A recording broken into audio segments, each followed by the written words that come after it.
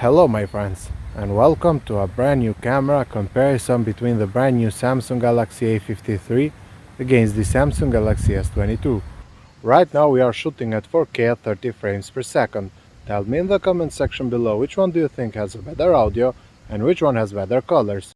Starting with some samples from their main cameras, and all of the upcoming pictures were taken in auto mode with Scene Optimizer enabled since it is on by default. When it comes to image quality, they are quite similar in daylight. On the S22 the sky has better colors and the trees are more visible, but the A53 can really keep up in these situations. The dynamic range is also better on the S22, but it isn't far behind on the A53 either. While in some situations they were not that far in quality, in some cases like here the difference is quite pronounced in favor of the more expensive S22. Overall, even though the A53 is good, the difference with its more expensive counterpart is very visible, but this is to be expected since the S22 costs almost double the price.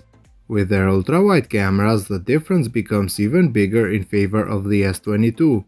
In this case, for example, the waterfall is more visible on it, and even the sky has better colors. With this camera, the darker areas are slightly crushed on the A53, while they are perfectly preserved on the S22, which has also better dynamic range.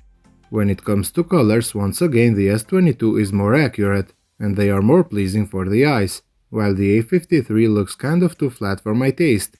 Here is another example where you can see the difference clearly. On the S22 everything has better colors, and even objects far away are properly exposed. The A53 on the other hand wasn't able to hold its own.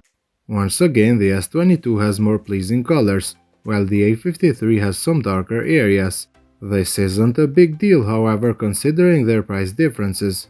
The S22 has also a 3x optical zoom telephoto camera, while the A53 doesn't have a telephoto camera at all. When there is motion on the frame, honestly both are pretty bad. The A53 is over-sharpened, while the S22 is blurry. When taking pictures of objects, however, the difference is pretty big. The S22 is sharp as it's supposed to be, while the A53 obviously isn't as good. The A53 has also a macro and a depth sensor, but their quality is terrible. I was really hoping Samsung would add a 3x telephoto zoom camera on this device, like they did on the A72. The S22 in this case still remains much better compared to the A53.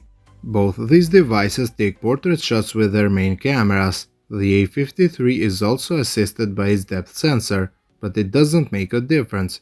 When it comes to the quality of these pictures, my girlfriend looks much better on the S22. Her skin color is more accurate and her hair is more visible. The A53 on the other hand is just okay for this price. The S22 does also take portrait shots with its telephoto camera, while I had to come closer with the A53 to have a similar image. As you can see, once again the S22 is much sharper and her face color is accurate. The A53 lost many details of her face. When taking pictures with their front cameras, my face is more detailed and my skin color is more accurate on the S22. On the A53 the reflections of the sun are more pronounced. Even when the sun wasn't distracting the lenses, the S22 is sharper. I always look at my beard for reference, and in my eyes the S22 is better. Once again the S22 is doing a better job on my face, and even with the dynamic range. If you look at the background, the clouds are slightly oversaturated on the A53, but in my opinion the difference isn't that big with the S22. When shooting 4K videos with their front cameras, surprisingly they are very similar when it comes to stabilization. The A53 was able to hold its own. In terms of colors, however, the S22 is better, since its colors pop out and look more pleasing. The A53 is kind of too flat. With their ultra-wide cameras, the S22 is more stable, and the shadow details are brighter. The A53 on the other hand is slightly wider, even though it isn't as stable.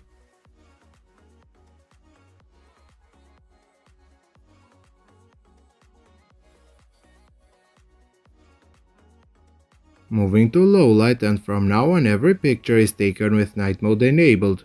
Just like in daylight, the S22 is doing a better job on my face. The difference is now bigger, however, as it seems that the A53 isn't doing a good job on focusing at my face. When it hits the focus right, however, the A53 becomes better, but it is still behind the quality of the S22, which is just much more refined. With their main cameras, however, the difference isn't that big. After looking at many pictures, I was really surprised how the A53 was able to hold its own so well. The A53 is very sharp, and the night mode is doing an amazing job for a mid-range device. Sure, the S22 is better on color calibration, but the A53 is no joke. During my testing, I found out that the biggest difference is on handling the street lights. In this department, the more expensive S22 is doing a better job. Here, for example, the A53 is slightly brighter, but the S22 is doing a better job on minimizing the reflections.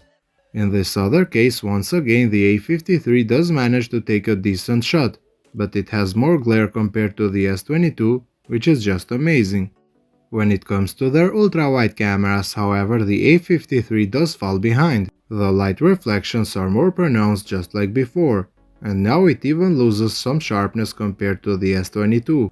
The colors are also better on the flagship S22, but in places with plenty of light sources, the A53 is actually a good competitor.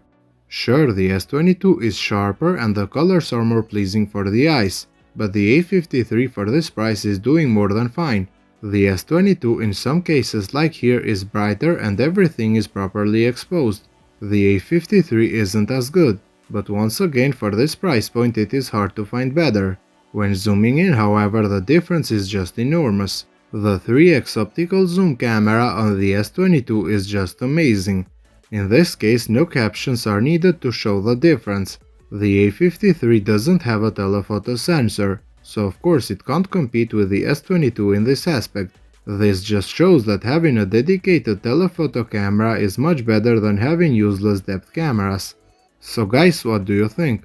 Let me know if you did expect these results, or you thought the difference would be bigger or smaller. If you did enjoy this video, then a thumbs up would be appreciated. Thank you for watching.